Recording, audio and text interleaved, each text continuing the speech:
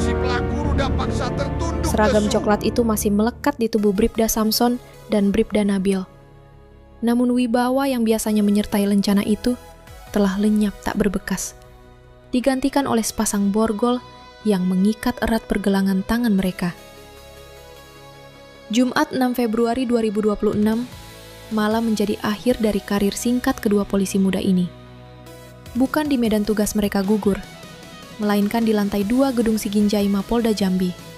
Tempat kehormatan mereka dilucuti secara paksa dalam sidang kode etik profesi Polri. Suasana di Gedung Siginjai terasa berat. Sidang etik ini bukan sekedar formalitas kilat. Ini adalah maraton melelahkan yang memakan waktu lebih dari 12 jam, dari pagi hingga malam. Namun, di balik dinding tebal ruang sidang, terselip nada sumbang. Meski polisi menjanjikan transparansi, kuasa hukum korban justru menelan kekecewaan lantaran tidak diperbolehkan masuk ke ruang sidang. Sebuah ironi di tengah janji keterbukaan yang didengungkan aparat.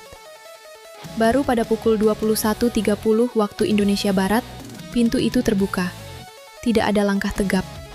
Dua sosok yang seharusnya menjadi pelindung masyarakat itu keluar dengan kepala tertunduk dalam.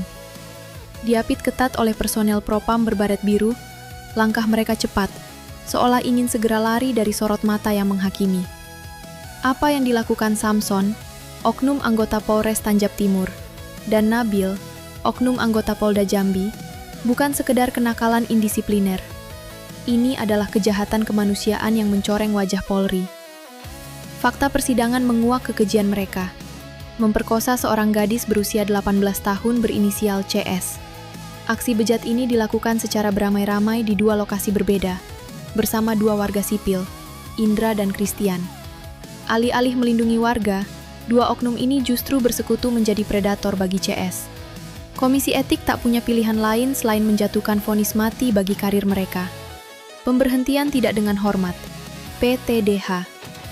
Tepat pukul 22.17 waktu Indonesia Barat, Kabid Humas Polda Jambi, Kombes Pol Erlan Munaji, menggelar konferensi pers. Dengan beban moral institusi di pundaknya, permintaan maaf terlontar. Kami secara pribadi turut prihatin atas kejadian ini, dan atas nama pimpinan Polda Jambi, memohon maaf sebesar-besarnya kepada korban dan keluarga korban, terkhusus kepada saudari CS 18, atas perbuatan personel Polda Jambi, ujar Erlan.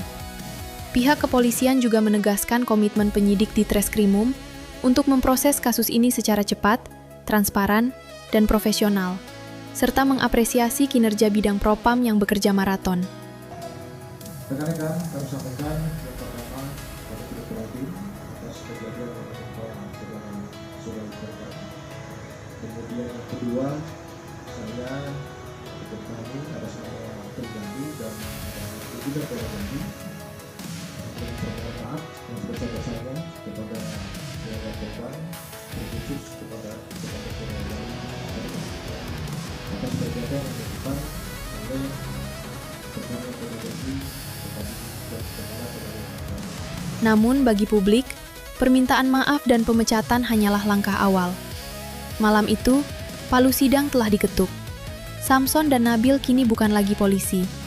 Mereka hanyalah warga sipil dengan status tersangka yang harus bersiap menghadapi dinginnya lantai penjara, tanpa privilege seragam yang pernah mereka salahgunakan.